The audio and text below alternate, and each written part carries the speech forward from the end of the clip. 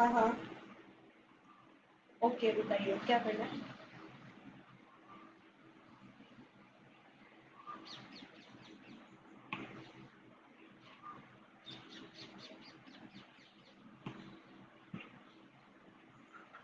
हाँ बताइए सर। आ वो गया फिर शुरू आ हो गया गया। आ गया। हाँ हाँ, हो गया। हेलो ठीक, ठीक है। विकास जी, बताइए आप मुझे देख सकते हैं क्या? आप उनको उनको बताइए एक बार, रोहित जी को।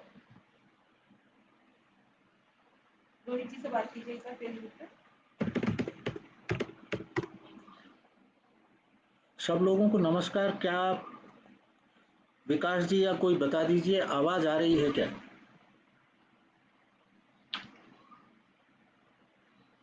हेलो, कोई लिख के बता दीजिए, आवाज आ रही है क्या?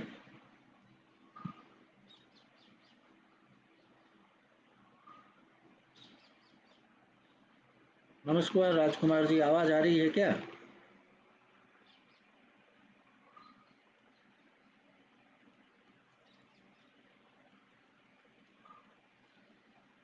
अच्छा, तुम उनसे फोन पर बात करते हो, यही कहता।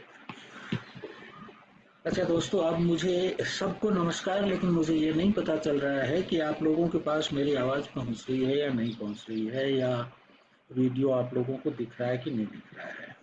और मैसेज पढ़ने से शायद मैं नहीं कर पाऊंगा। तो विकास जी से पूछ रहा हूं मैं, वो मीरा को बता देंगे।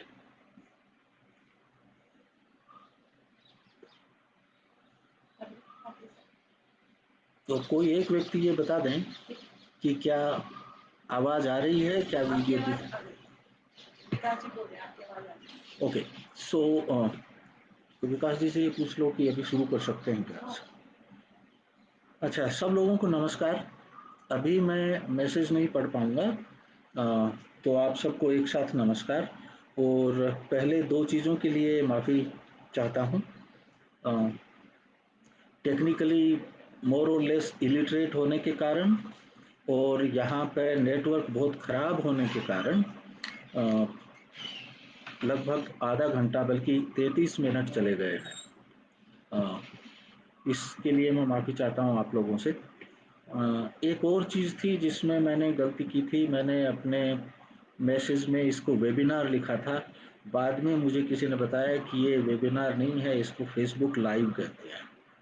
सो उस टेक्निकल गलती के लिए भी मैं आप लोगों से माफ़ी चाहता हूँ। मुझे लगता है अब हम शुरू कर सकते हैं।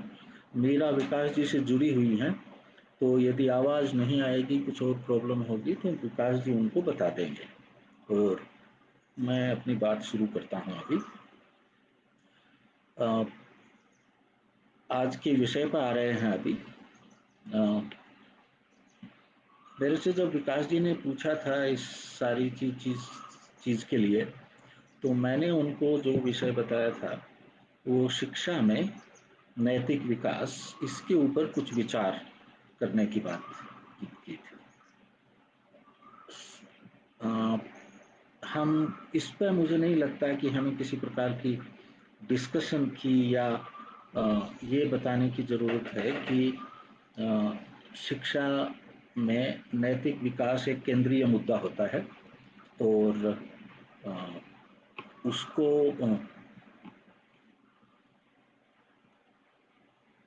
नैतिक विकास के बिना एक्चुअली शिक्षा की हम बात करें तो वो बहुत अधूरी सी लगती है, बल्कि अधूरी होती है। तो इस पर बिना ज़्यादा बातचीत किए मैं आगे चलने की कोशिश कर रहा हूँ। और अपेक्षा करता हूँ कि मैं जब बात करूँगा उसमें आप लोगों को, मैं कुछ पढ़ता रहूँगा, लेकिन मैं अपेक्षा करता हूँ कि आप लोग मुझे देख रहे होंगे और दिख भी रहा होगा। हालांकि मेरे सामने फ़िलहाल पढ़ने के लिए मैंने स्क्रीन पर कोई दूसरी चीज़ खोल रखी है। एक सेकंड, मेरा कंप्यूटर बहुत धीरे चलता है, उसके कारण और परेशानियां आ रही हैं। मेरा विचार ये था आज की बातचीत में कि मैं कोई 40 मिनट में अपनी बात कहने की कोशिश करूंगा, और उसके बाद में सवाल जवाब हो पाएंगे। मुझे नहीं पता है कि आप लोग कितनी देर रुक पाएंगे। फिर भी मैं, विकास जी मुझे गाइड करते रहेंगे, मैं कोशिश ये करूँगा कि थोड़े कम समय में, लगभग 30 मिनट में अपनी बात खत्म करूँ। आज का जो विचार है उसमें मैं 3 नैतिक सिद्धांतों को देखना चाह रहा था और उनका शिक्षा में नैतिक विकास की दृष्टि से हम किस तरह से देख सकते हैं। तीनों बहुत जानी पहचानी चीज़ें हैं, लोग उनको समझते हैं, सुना है। एक हम कई बार कहते हैं जैसे को तैसा, ये वास्तव में अंग्रेजी में कई बार कहते हैं टिट फॉर टैट। इसके पीछे एक एक लीगल या कानूनी सिद्धांत में से ये बात निकलती है और ये हम्मुराबी के कोड से आती है। हम्मुराबी के कोड में एक्चुअली ये शब्द कहीं नहीं मिलते, तो एक तो हम थोड़ा सा इस पे बात करेंगे, इन तीनों सिद्धांतों पर। हम्मुराबी का कोड, एक सिद्धांत, दूसरों के साथ वो मत करो जो अपने लिए बुरा समझते हो, और तीसरा कांट का सिद्धांत कि उसी नियम पर आचरण करो जिसको एक यूनिवर्सल या सार्वभौम नियम के रूप में स्वीकार कर सको। मैं कोशिश ये करूँगा कि आज की बातचीत को 4 अलग अलग चरणों में रखूँ आपके सामने। अभी तक क्योंकि मेरे को बहुत दिक्कत हुई है इस टेक्निकल में, इसलिए जो कुछ मैं कह रहा हूँ वो काफ़ी रैम्बलिंग सा लग रहा है, इसको व्यवस्थित करने की कोशिश कर रहा हूँ मैं। ये जो 4 चरण होंगे उसमें हम सबसे पहले तो ये तीनों नैतिक सिद्धांतों के बारे में थोड़ा थोड़ा उनको समझने की कोशिश करेंगे। इसके बाद में मानव समाज में इन सिद्धांतों का विकास क्रम देखने की कोशिश करेंगे। तीसरे चरण में इनकी आपस में तुलना करेंगे और तब चौथे चरण में नैतिक शिक्षा में इनके संभावित उपयोग पर विचार करेंगे। जो पहले सिद्धांत में मैं बात करने लगा था आपसे, हम्मुराबी का सिद्धांत, ये हम्मुराबी साहब इनकी पहचान और काल दोनों को लेके कुछ सवाल हैं, कुछ अनिश्चितता है। ब्रिटेनिका के अनुसार ये 1792 ईस्वी पूर्व से 1750 ईस्वी पूर्व तक बेबीलोन के राजा थे। और कुछ दूसरी किताब जहाँ से मैंने इनके इस सिद्धांत को लिया है, उसके अनुसार ये 2130 से 2088 ईस्वी पूर्व तक थे। सो थोड़ा कंफ्यूजन है इसको लेके। दूसरी बात यह है कि हम्मुराबी का जो सिद्धांत है, जिसको अंग्रेजी में द कोड ऑफ हम्मुराबी कहते हैं, वो वास्तव में एक विधिक संहिता है, वो नैतिक नियमों की किताब नहीं होकर लीगल कोड है। मैं यहाँ उसको जानबूझ के एक नैतिक संहिता के रूप में काम में ले रहा हूँ। उसका कारण ये है कि एक तो किसी भी समाज में जो कानून होता है उसका औचित्य उस समाज में जो नैतिकता प्रचलित होती है उसका सहारा लेके सिद्ध किया जाता है। और इससे ये भी साफ है कि हर कानून समाज की नैतिक मान्यताओं को प्रतिबिंबित करता है। तो इस भूमिका के बाद हम अब उनके सिद्धांत पाते हैं। जैसा मैंने लिखा है पोस्टर में, जैसे को तैसा या आंख के बदले आंख, दांत के बदले दांत, एक्चुअली उनके कोड में वैसे का वैसा नहीं है, लेकिन उसका अर्थ एकदम वैसा ही है। मैं पढ़ के सुनाता हूँ आपको। उनके कोड में 196 नंबर का नियम है ये, और उसमें वो कह रहे हैं, if a man has caused the loss of a gentleman's eye, his eye one shall cause to be lost। अर्थात एक संभ्रांत व्यक्ति की आंख किसी ने फोड़ दी है तो फोड़ने वाले की आंख फोड़ दी जाएगी, ये नियम है। तो ये आई फॉर आई या की जो बात हम कह रहे हैं वो है इसमें। ऐसी ही बात दांत के बारे में भी है। इंटरेस्टिंग बात यह है कि हम्मुराबी के कोड में ये जो नियम अभी मैंने आपको बताया, ये जेंटलमैन के लिए है।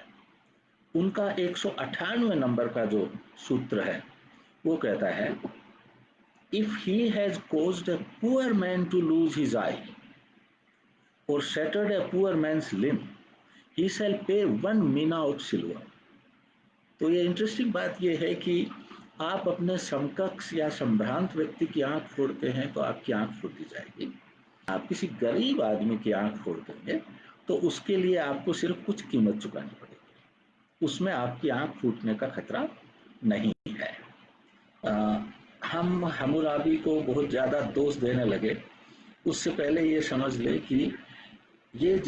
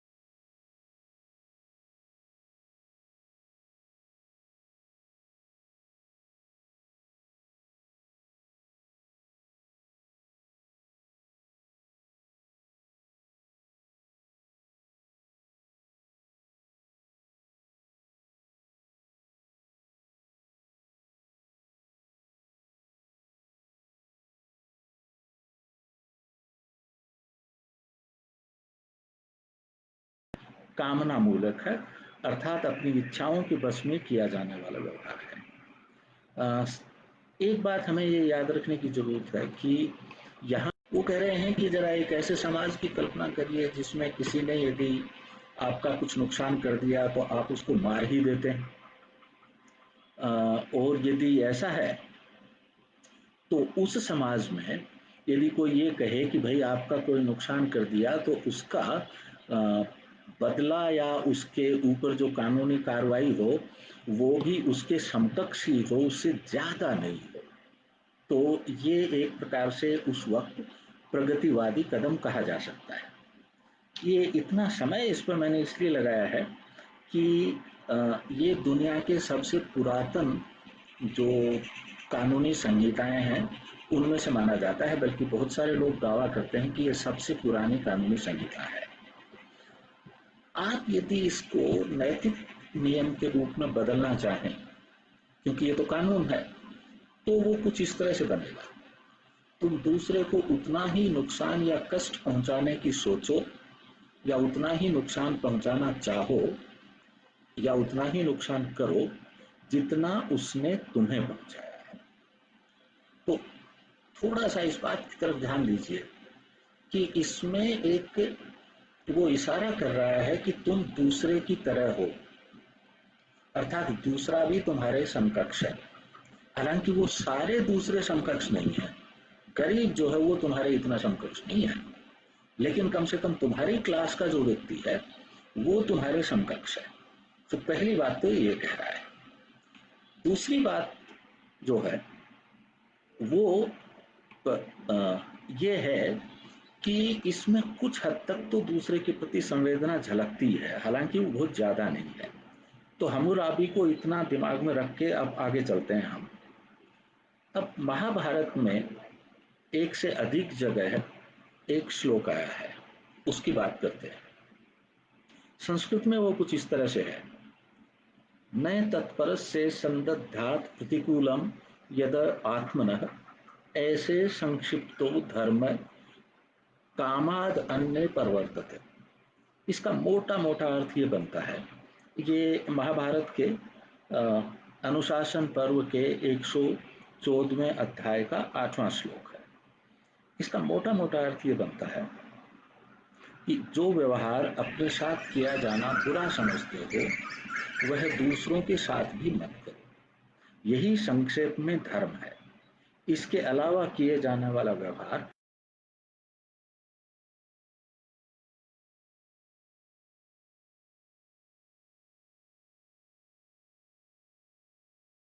जो धर्म शब्द है वो नैतिक आचरण के रूप में या नैतिक रूप से उचित आचरण के रूप में है, मजहब, रिलीजन, पंथ के रूप में नहीं है। तो हम उसको इसी नजर से देखेंगे। यहाँ जो सिद्धांत है उसको ठीक से समझने के लिए हमें उसके पहले और बाद में जो चीजें कही गई हैं वो देखनी पड़ेगी। ये महाभारत के अनुशासन पर्व के जिस अध्याय में आता है 114 में, वो बहुत छोटा सा अध्याय है, उसमें कुल मिला के 11 श्लोक, और वहां पर जो बातचीत चल रही है। अच्छा एक सेकंड, मेरा वो प्रॉब्लम हो तो मुझे बता दो, ठीक। तो वहाँ जो बातचीत चल रही है वो ये है कि बहुत सारे लोगों से युधिष्ठिर धर्म क्या है इस पर संवाद कर रहे हैं, और इस संवाद में एक जगह पर बृहस्पति आते हैं।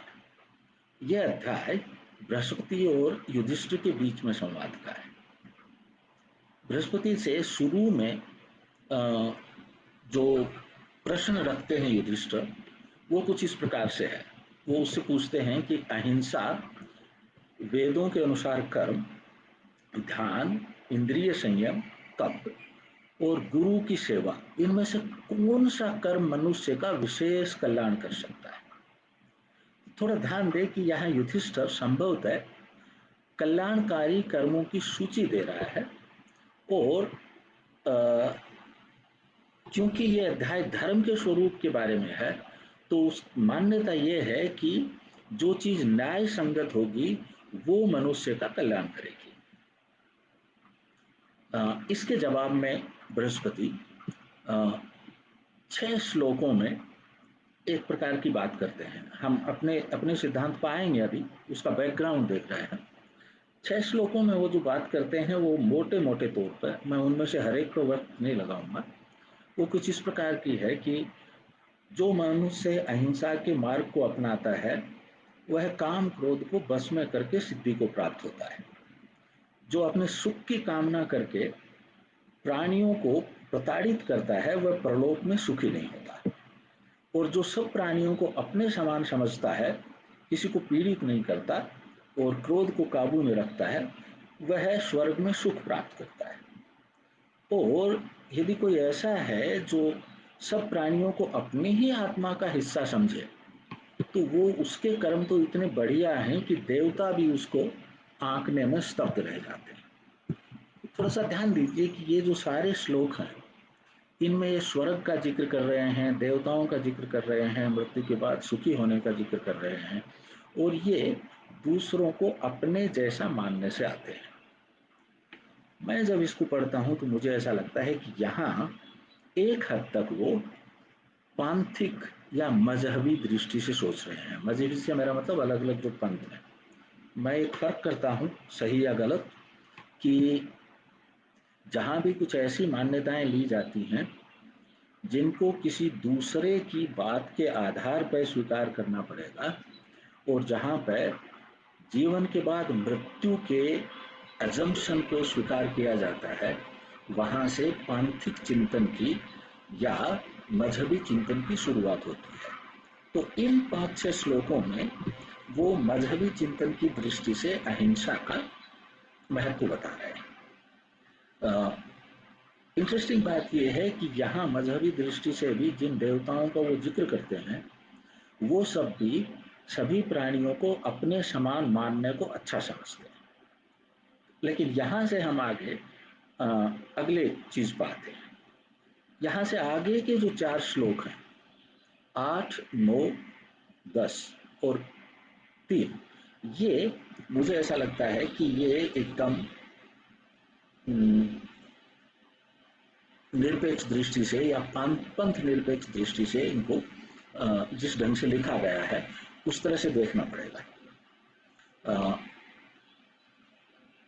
इस सिद्धांत में जो मैंने ऊपर कोट किया था कि दूसरे के साथ वो मत करो जो तुम अपने लिए बुरा समझते हो, इस पर थोड़ा सा ध्यान दीजिए। एक छोटी सी बात है, इस पर बहुत आसान लगता है, वैसे तो कोई प्रॉब्लम नहीं है, लेकिन एक छोटी सी बात है, उस पर अपन ध्यान देंगे तो शायद कुछ फायदा होगा। इन चीजों में फर्क समझते हैं थोड़ा सा।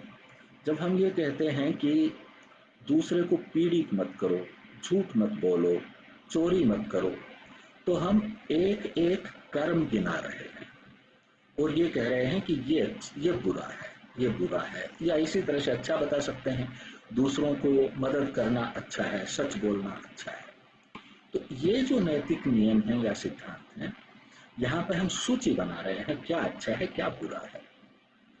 लेकिन जैसे ही हम एक इस तरह की बात कहते हैं कि जो खुद के लिए बुरा मानते हो वो दूसरों के साथ मत करो, तब हम सूची बनाना बंद करके एक सामान्य नियम बता रहे हैं, वो जनरलाइज्ड रूल दे रहे हैं आप।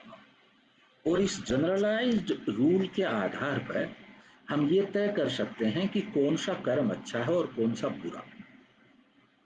अर्थात यदि तुम नहीं चाहते कोई दूसरा तुम्हारे साथ झूठ बोले तो तुम झूठ मत बोलो। यहाँ पर पर्टिकुलरली झूठ बोलने की बात नहीं, यहाँ पर एक सामान्य नियम दिया जा रहा है। तो इस प्रकार के जो नियम हैं उनको हम सामान्य नैतिकता के सामान्य सिद्धांत कह सकते हैं। इसकी जरूरत होती है। एक बहुत छोटा सा उदाहरण लें तो जरूरत इसलिए होती है, जब आप अलग अलग एक एक नैतिक या अनैतिक चीज को देखते हैं तो बहुत बार दो नैतिक चीजों में टकराहट हो सकती है। उदाहरण के लिए हम ऐसी परिस्थिति की कल्पना कर सकते हैं जिसमें सत्य बोलने से किसी को पीड़ा पहुंचे। अब नैतिक नियम तो ये है कि भाई सत्य बोलो या झूठ मत बोलो और किसी को पीड़ा भी मत पहुंचाओ, लेकिन एक्चुअली दोनों में टकराहट हो रही है। तो फिर आपको इस टकराहट से में फैसला करने के लिए इससे ज्यादा जनरलाइज्ड सामान्य नियम की जरूरत पड़ेगी, और यहाँ पर हम इस प्रकार के सिद्धांत को काम में ले सकते हैं। तो ये तो पहली बात है जो इसमें नोट करने की है। इससे आगे देखते हैं इसको। इंटरेस्टिंग बात यह है कि इस नियम के साथ अगला जो श्लोक है इससे मतलब एक बात थोड़ा ये और नोट कर लें कि ये जो जनरल सिद्धांत है ये कोई एक नैतिक मूल्य नहीं होके नैतिक मूल्यों का मूल्यांकन करने का सिद्धांत बन रहा है। अब इसके आगे बृहस्पति ये समझाने की कोशिश कर रहे हैं कि भाई तुम समझोगे कैसे इस बात को।